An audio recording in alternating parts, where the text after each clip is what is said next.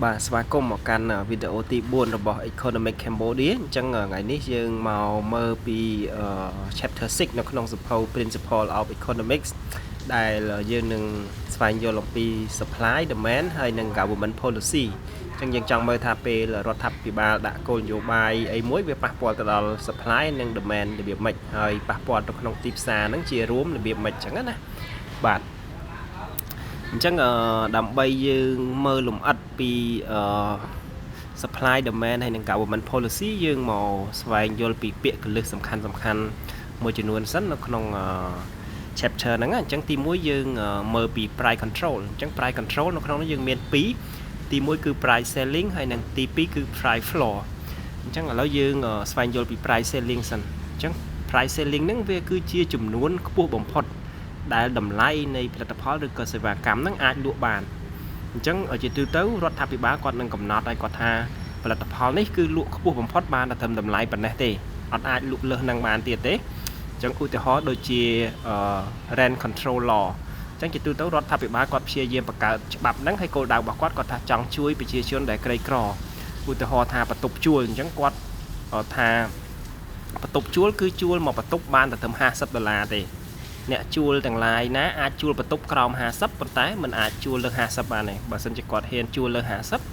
nó là khó chịu bạc và nó cái hào tháp price selling hai mũi tiết cứ fry floor trong fry floor nó cứ rót tháp bị bá quạt đang cầm nót đầm lái tiếp bằng phật đây là tập hào nam mùi chẳng ui từ ho tha cả sẽ có quạt bật xấu chẳng đời xa tại xấu bật chán hơi chỉ tu tấu tay tay đầm lái chọc thầu chẳng về nó rót tháp bị bá quạt đã côn vô bài đầm bấy cầm nót đầm lái tha đầm lái xấu tiếp bằng phốt co bằng quan riêng đài chẳng á bà nắng chị ui từ hó hay mũi tiết cứ rót tháp bị bá còn ai đã pôn hay pôn này rót tháp bị bá đã nắng còn ai đã tàu oi nè tinh bằng pôn nắng cứ còn nè lụ bằng pôn nằng hơi chấm luôn pôn nắng còn ai cầm nót chấm luôn chạy lẹ na mùi bạn hơi ní dừng mờ crab muối ông pi the market for apartment ទីផ្សារសម្រាប់ការជួល apartment ណាបន្ទប់ apartment អញ្ចឹងយើងមើល rental price of apartment ហ្នឹងគឺតម្លៃ apartment ជួលហ្នឹងគឺមានតម្លៃ$800ហើយពេលតម្លៃវា$800ការជួលមានចំនួន300 apartment បាទហើយតម្លៃ800មានការជួល300អញ្ចឹងយើងហៅវាថាequilibrium price without price control បានន័យថាតម្លៃហ្នឹងគឺវាកើតឡើងដោយទីផ្សារបានន័យថាដោយការផ្គត់ផ្គង់ហើយនឹងដោយតម្រូវការនៅក្នុងទីផ្សារជាក់ស្ដែងណា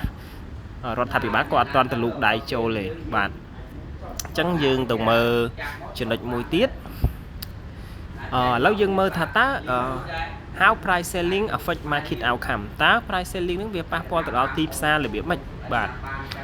អញ្ចឹងបើសិនជារដ្ឋាភិបាលគាត់កំណត់ price selling ហ្នឹងលើ equilibrium price អញ្ចឹងយើងចាំឲ្យមុនហ្នឹង equilibrium price បានន័យថាពេលដែលការផ្គត់ផ្គង់ហ្នឹងគឺត្រូវគ្នាជាមួយនឹងតម្រូវការទីផ្សារ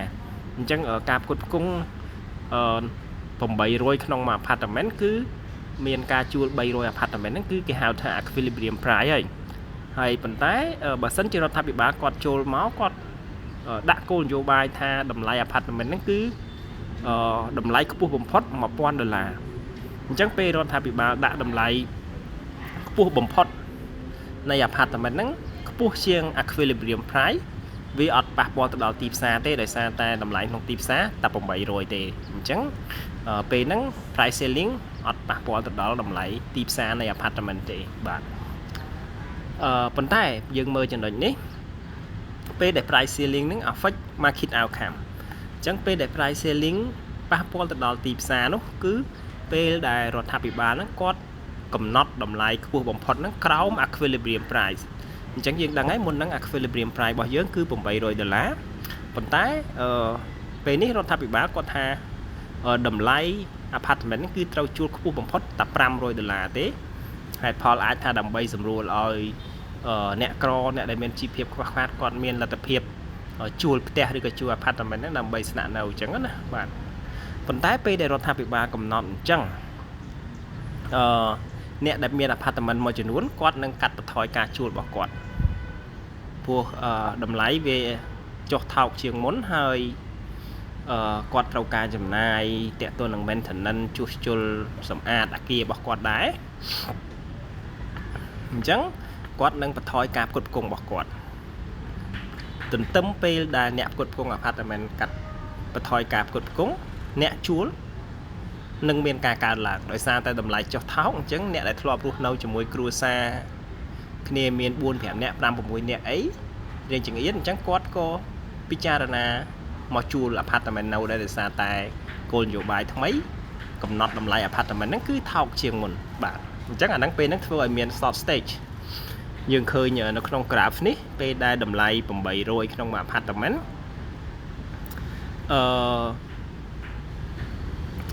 ការជួលគឺមាន300ប៉ុន្តែពេលដែលរដ្ឋាភិបាលកំណត់តម្លៃ500ក្នុងមួយ apartment តម្រូវការគឺវាកើនឡើងរហូតដល់400ប៉ុន្តែការផ្គត់ផ្គង់យើងឃើញមើលអាបន្ទាត់ក្រហមនឹងមកហើយមកដល់កន្លែងចុចខ្មៅមូលមួយយើងមើលចុះក្រោមឃើញអ្នកផ្គត់ផ្គង់គឺគាត់មកផ្គត់ផ្គង់ត្រឹមតែ250 apartment វិញទេដោយសារតែតម្លៃថោកជាងមុនអញ្ចឹងគាត់បានបន្ថយ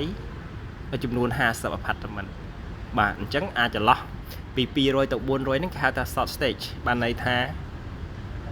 ខ្វះអត់អាចផ្គត់ផ្គង់តាមតម្រូវការទីផ្សារបានបាទអញ្ចឹងយើងមើលពី short stage ហើយនឹង rationing បន្តិចអញ្ចឹងដោយសារតែមាន short stage នឹងកើតឡើងវាធ្វើឲ្យមានបញ្ហាមួយចំនួនកើតឡើងដែរក្នុងនោះរួមមាន seller must ration the goods among buyer អញ្ចឹងពេលហ្នឹងអ្នកជួលគាត់រៀងរើសដែរគាត់អត់ចង់ជួលapartment របស់គាត់ហ្នឹងទៅឲ្យអ្នកតាក់ទងទូទៅទេពេលខ្លះអ្នកតាក់ទងមកមុនក៏មិនប្រកាសថាបានជួល apartment របស់គាត់ដែរបាទហើយមួយទៀតគឺ some rationing mechanism ឡងឡាញពេលខ្លះដោយសារតែតម្លៃ apartment ហ្នឹងវាថោកមានអ្នកមកតម្រង់ជួលច្រើនដើម្បីជួលមាន discrimination according to seller bias ពេលខ្លះអ្នកជួលហ្នឹងគាត់រើសអើងពណ៌សម្បុរជាតិសាសនាអញ្ចឹងក៏អាចកើតឡើងដែរពេលហ្នឹងដោយសារតែតម្លៃថោកអញ្ចឹងមានអ្នកជួលច្រើនមួយទៀតគឺ often unfair and insufficient ពេលខ្លះគឺវាមិនយុត្តិធម៌ទេការកំណត់គោលនយោបាយបែបហ្នឹងហើយវាមិនមានប្រសិទ្ធភាពទៀតដោយសារតែអ្នកសេដ្ឋកិច្ចគាត់ថាផលិតផលឬក៏សេវាកម្មហ្នឹងគឺមិនបានទៅដល់ដៃអ្នកទិញដែលឲ្យតម្លៃផលិតផលឬក៏សេវាកម្មហ្នឹងខ្លាំងបំផុតទេបាទអញ្ចឹងឥឡូវយើងមកមើលtech ម្ដងអញ្ចឹងក្រៅពីកំណត់ price floor ហើយនិង price selling រដ្ឋាភិបាលគាត់ក៏អាចដាក់ tax ដែរដាក់ពន្ធដែរអញ្ចឹងរដ្ឋាភិបាលគាត់ប្រើពន្ធដើម្បី raise revenue សម្រាប់ public project បានន័យថាគាត់ប្រមូលចំណូលដើម្បីកសាងនៅគម្រោងសាធារណៈមានដូចជាផ្លូវសាលារៀនឬក៏ការពារជាតិអីជាដើមហ្នឹងបាទហើយក្រៅពីនោះរដ្ឋាភិបាលក៏គាត់អាចដាក់គេហៅថា tax incident ហ្នឹងគឺគាត់ដាក់ពន្ធមួយដើម្បីឲ្យទាំងអ្នកលក់ហើយនិងអ្នកទិញហ្នឹងគឺចូលរួមបានន័យថាចូលរួមបង់ពន្ធទាំងអស់គ្នាអញ្ចឹងឧទាហរណ៍ថាគាត់ដាក់ពន្ធលើបារីធ្លាប់តែមកកញ្ចប់ 2000 អញ្ចឹងគាត់ដាក់ពន្ធលើបារីហ្នឹង50% វាឡើង 3000 បាទអញ្ចឹងពេលដាក់ពន្ធលើបារី 1000 រៀលបន្ថែមទៀតវាឡើង 3000 អញ្ចឹងអ្នកលក់គាត់បានន័យថាគាត់អត់ចង់ដាក់ 1000 ហ្នឹងឡើងបារីមកកញ្ចប់ទៅដល់ 3000 ហ្មងទេព្រោះគាត់ខ្លាចការលក់របស់គាត់ថយចុះអញ្ចឹងគាត់លក់តែត្រឹម 2500 ទេអញ្ចឹងបានន័យថាអ្នកលក់គាត់នឹងបង់ថ្លៃពន្ធ 500 ហើយ 500 ទៀតទុកឲ្យអ្នកទិញបង់អញ្ចឹងរដ្ឋាភិបាលនឹងទទួលបានពន្ធ 1000 ដែរប៉ុន្តែអ្នកលក់ហើយនិងអ្នកទិញហ្នឹងគឺចូលរួមគ្នាបង់ម្នាក់ពាក់កណ្ដាលម្នាក់ 500 បាទហ្នឹងហើយហ្នឹងហើយរដ្ឋាភិបាលគាត់អាចរកចំណូលតាមរយៈការដាក់ពន្ធនឹងបាទអរគុណអញ្ចឹងវីដេអូថ្ងៃនេះមានប៉ុណ្ណឹងបើសិនជាមានចម្ងល់អីអាចតាក់ទង comment សួរនៅខាងក្រោមហើយជួបគ្នានៅវីដេអូក្រោយអរគុណ